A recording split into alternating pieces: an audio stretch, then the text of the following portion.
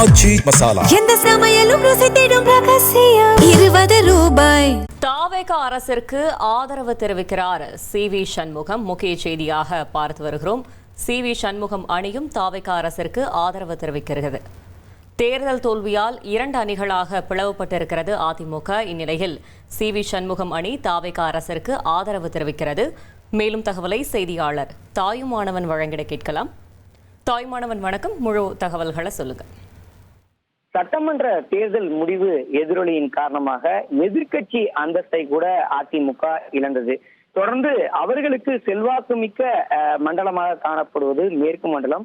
மேற்கு மண்டலத்திலையும் கணிசமான தொகுதிகளை இழந்ததன் விளைவாக பார்த்தோம் என்றால் அதிமுகவை பொறுத்தமட்டில் 47 இடங்கள்ல மட்டும்தான் வெற்றி பெற முடிய ஒரு சூழல் என்பது ஏற்பட்டது. இப்படிப்பட்ட நிலையில்தான் தோல்விக்கான காரணங்கள் என்ன, குறிப்பாக தேர்தலுக்கு முன்னதாகவும் சரி பின்னதாகவும் சரி ஒரு வலுவான ஒரு கூட்டணி அமைக்கவில்லை என கூறி பல்வேறு குற்றச்சாட்டுகளை அதிமுகவுடைய 2வது கட்டத்தில் இருக்கக்கூடிய தலைவர்கள் தொடர்ச்சியா வலியுறுத்திய வண்ணம் இருந்தாங்க. குறிப்பா முன்னாள் அமைச்சர்களாக இருக்கக்கூடிய மயிலம் தொகுதியில வெற்றி பெற்ற சி.வி. சண்முகம், தொண்டாமுத்தூர் தொகுதியில வெற்றி பெற்ற முன்னாள் அமைச்சர் எஸ்.பி. வேலுமணி, விராலிமலையில வெற்றி பெற்ற முன்னாள் அமைச்சர் சி. விஜயபாஸ்கர் உட்பட பல எம்எல்ஏக்களும் அடுத்தடுத்து இந்த குற்றச்சாட்டுகளை எடப்பாடி பழனிசாமி அவர்கள் முன்பு எழுப்பியிருந்தனர்.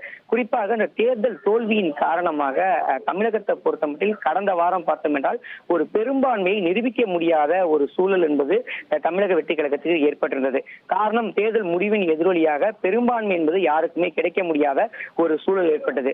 அப்போது பார்த்தோம் என்றால் இந்த 3 முன்னாள் அமைச்சர்கள் தலைமையிலான குழுவினர் நேரடியாக சென்று எடப்பாடி பழனிசாமி அவர்களிடம் தாவேகாவுக்கு ஆதரவு தெரிவித்து அடுத்த கட்டமாக தொடர்ந்து அந்த நடவடிக்கைகளில் ஈடுபடலாம், ஆட்சி அமைப்பதற்கான உதவியை செய்யலாம் என்பதை தொடர்ச்சியா வலியுறுத்திய வண்ணம் இருந்தாங்க. ஆனால் அதிமுக பொறுத்த எடப்பாடி பழனிசாமியை பொறுத்த மட்டில் அதற்கு மறுப்பு தெரிவித்து விட்டதாக தகவல்கள் எழுந்திருந்தது.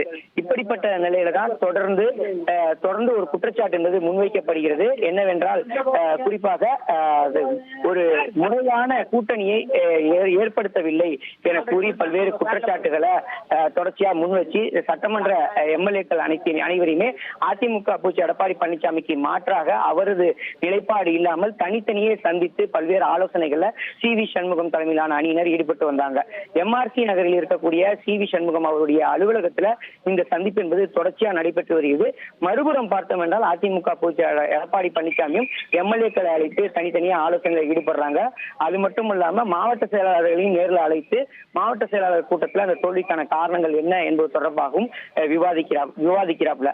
அப்படிப்பட்ட நிலையில அதிமுக பொதுச் எடப்பாடி பழனிசாமியுடைய அழைப்பை இவர்கள் அனைவருமே புறக்கணித்து விட்டு இவர்கள் தனியாக ஆலோசனை கூட்டத்தை நடத்துறாங்க. அப்போதே பத்திரிகையாளர்களுக்கும் செய்தியாளர்களுக்கும் என்ன தெரியுதுன்னா அதிமுகவில் ஒரு சலசலப்பு இருக்குது, அதிமுக 2ஆக பிளவுபட்டிருக்கிறது, பல்வேறு காரணங்கள் இருக்கின்றன என்பது மட்டும் தெரிய வருகிறது. தொடர்ந்து அதிமுகவுடைய 2ஆம் கட்ட தலைவர்களை அணுகும் போதும் சரி, வெளியில செய்தியாளர் சந்திக்கும் போதும் கூட யாருமே இது தொடர்பாக பேசுவதற்கு மறுப்பு தெரிவித்து விட்டாங்க. இப்படிப்பட்ட நிலையில தான் அதிமுகவுடைய நகர்வுகள் என்னவாக இருக்க போகிறது என்ற ஒரு கேள்வி என்பது எழுந்திருந்தது. அதிமுகவை பொறுத்த மட்டில் நேற்றைய தினம் பார்த்தோம் என்றால் 17வது சட்டப்பேரவையுடைய முதல் நாள் நேற்றைய தினம் எம்எல்ஏக்கள் அனைவரும் பதவியேற்பதற்காக வருகை தராங்க. அதிமுக பொதுச் செயலாளர் எடப்பாடி பழனிசாமியை பொறுத்த மட்டில் குறைந்த அளவிலான எம்எல்ஏக்களுடன் மட்டுமே நேரில் வருகை தந்திருந்தாரு.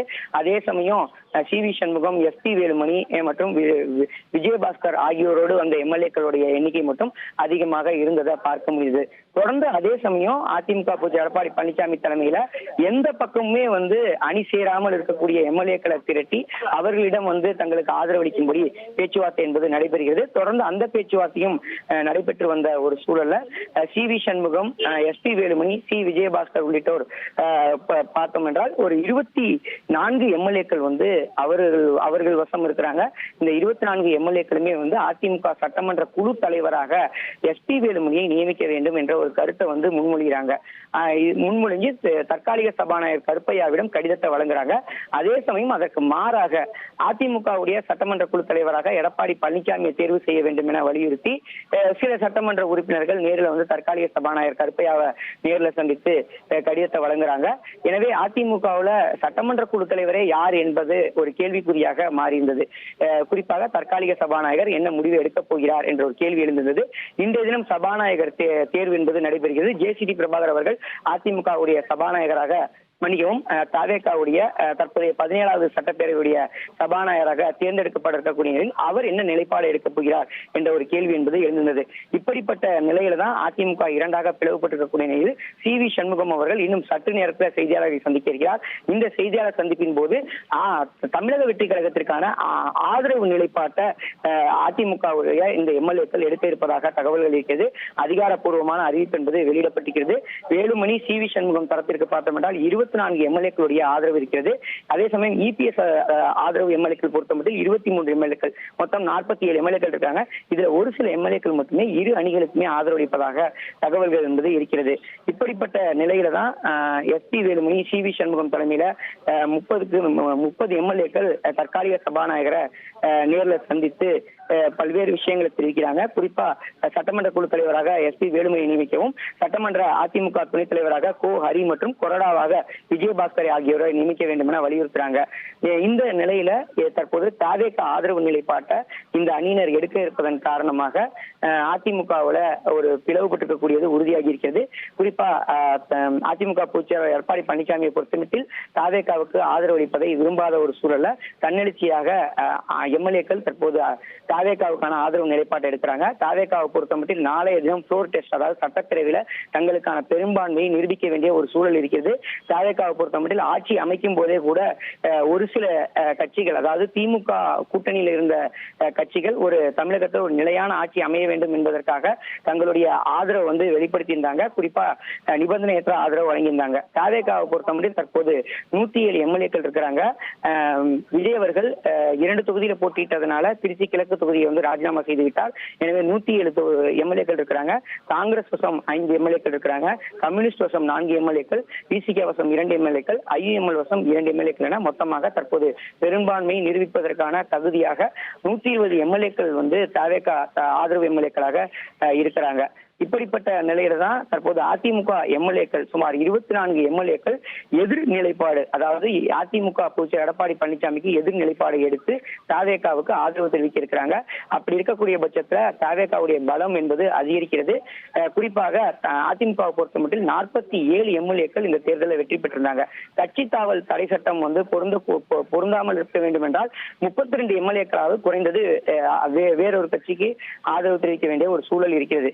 தற்போது 24 எம்எல்ஏக்கள் மட்டும் இருப்பதன் காரணமாக கட்சி தாவல் தடை சட்டம் பொருந்தாமல் இருக்க வேண்டும் என்றால் நாளைய தினம் நடைபெறக்கூடிய அந்த ஃப்ளோர் டெஸ்ட்ல அதிமுகவுடைய இந்த எம்எல்ஏக்கள், தாவேகா ஆதரவு நிலைப்பாடு எடுக்கக்கூடிய எம்எல்ஏக்கள் இந்த ஃப்ளோர் டெஸ்ட்ல பங்கேற்காமல் விடுப்பு எடுப்பதற்கான வாய்ப்புகள் இருக்கிறது. அப்படி இருக்கக்கூடிய பட்சத்தில் ஆட்டோமேட்டிக்காவே தானாகவே தாவேகா பெரும்பான்மையை எளிதாக நிரூபிக்கக்கூடிய ஒரு சூழல் என்பது ஏற்பட்டிருக்கிறது. அரசியல்ல இது போன்ற நகர்வுகள் தான் இருக்குது.